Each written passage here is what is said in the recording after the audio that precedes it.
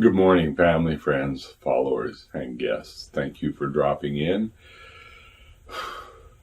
I've been thinking a lot about the COVID thing. We have constantly, for almost a year now, had in the news schools and the disadvantage that's being done to our children through the failure of the school system due to the COVID shutdown. That caused me to think about in the mid-1990s. I represented Grace and James Uri, and that's a capital U, capital R, capital I. And the Uri was an adopted name for their cult. They were a religious cult by any practical definition of the word. But being a cult doesn't make them bad. They were good people, actually great people. They had studied many great writings. They had read the Book of Mormon, Ellen White, Seventh-day Adventists, the Green Dragon, on and on and on, of the various churches.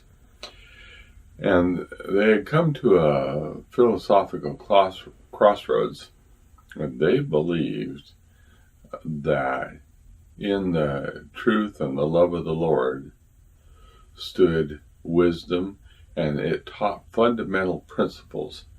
Part of those fundamental principles were hard work, honesty, personal integrity. They lived in a communal situation, but not a communal sexual relationship. Each person had his or her own home. Or if they were a family unit, then as a family unit, they had their home. They had communal breakfasts. They taught the kids. And that's what this is really about. This is about their treatment of their kids collectively. They did everything they could to see to it that each of the children had the advantages of socialization. Unlike cults, some of them, Mormon polygamous cults and things like that, where they hid everything. James and Grace and their family, the other people that they supported them, very outgoing, interactive. They had several businesses. They made a lot of money, but they made a lot of money not from the things that you read about, like tithing and things like that, but they were industrious. They worked hard. They kept the Lord's Day sacred. There's a number of those types of things, just unbelievably fine people. So now we turn to the COVID and we talk about what can and can't happen in this modern day of digital education. The two oldest children of the Uri tribe, and when people became followers of URI, they took the last name in all cap letters, cap U, capital R, capital I. When they became those kinds of followers, they committed to a rigorous, industrious lifestyle of sharing with their fellow people. So the two oldest children belonged to Michael Uri. And what's interesting about those children is they each learned to become unbelievably proficient on not one, but two musical instruments. They each graduated from high school and then college before they were 19. Now, I'm not talking a 2-year course. I'm talking a 4-year course. They each learned another language, and each of them were taught at home in a home teaching, loving environment. If that COVID thing had happened back in the day when I was representing them, it would have had no impact on their educational opportunity. There would have been no talk about them being behind the curve. There'd be no talk about lost time and life, none of that. So we take a look at the educational system today, and I use that as just one example of what could be.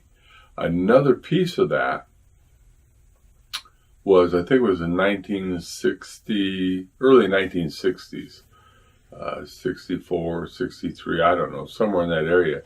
We had the Summerhill experiment that happened in Europe. And it's enough to say that it was a great experiment. And what they found is that kids could and would learn at their own pace when they became motivated to do so within the right environment. So how come, with the technology we have today and the fact that those teachers can come into the home with all of the kids and be there without going to school, how come the kids are falling behind? This last May, I was in downtown Homedale, and the COVID thing had hit. They weren't having school, and I ran across a teacher who had her laptop out, and she was sitting beside the road, downtown Homedale, enjoying the sunshine, and I struck up a conversation with her.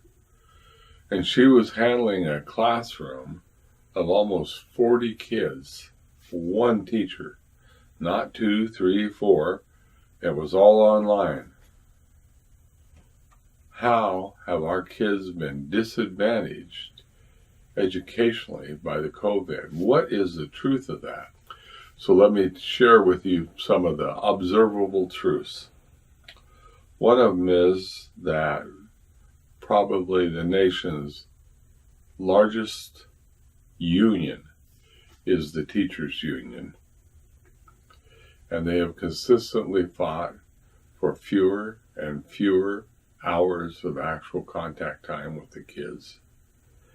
They've consistently fought for more and more and more help. People to grade the papers so the teacher doesn't have to do it. And the list goes on and on. We've all read the horror stories, those kinds of things.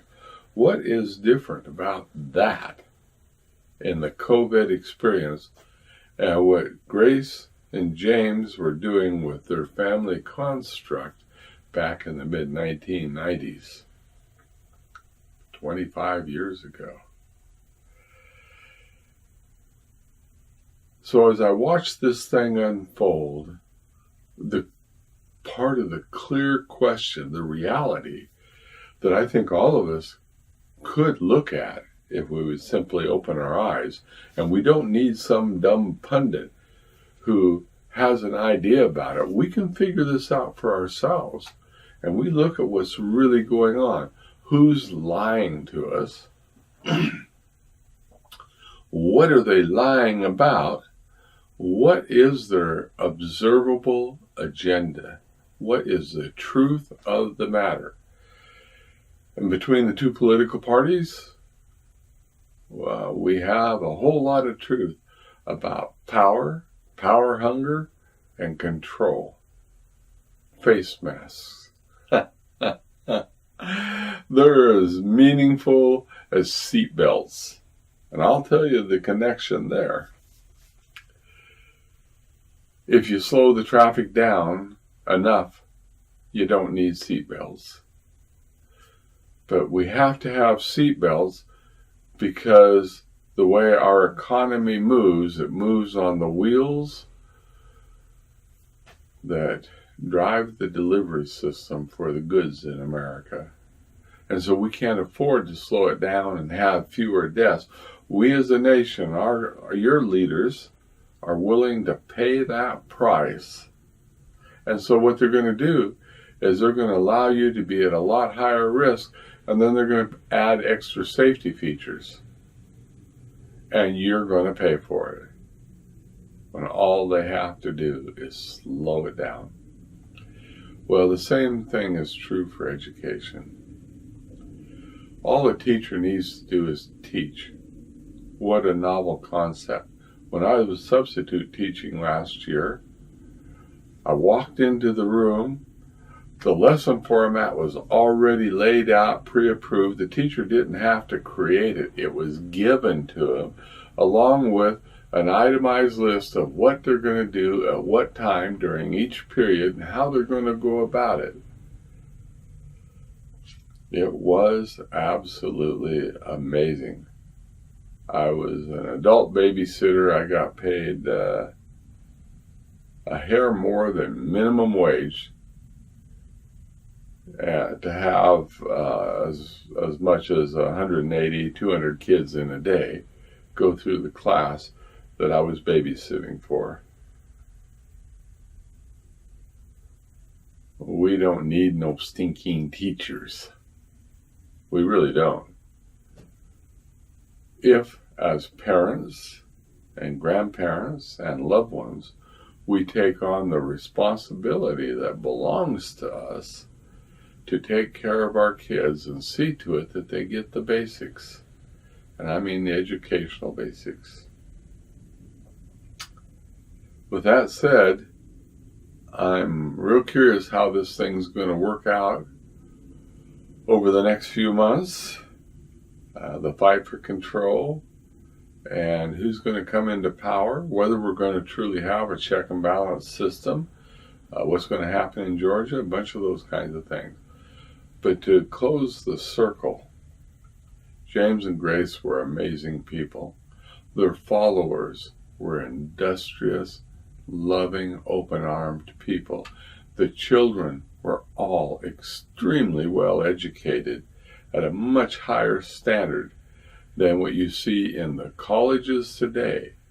The two oldest having graduated from college, one before he was 18, the other shortly after she turned 18. And that's with a bachelor's degree.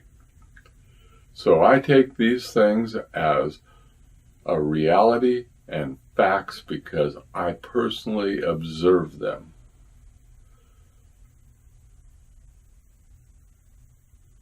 Something for you to think about. I have a tendency to ramble. I did again. We are in Tuesday of another week. My hope and prayer is that you can stay free from the COVID. Your family can be healthy. You can have peace. You can have joy. And through the stresses of this coming holiday season, that you can maintain reasonably well with the people around you. And with that, I truly hope and pray for the love in our hearts that we can all share in a positive way. Make it so.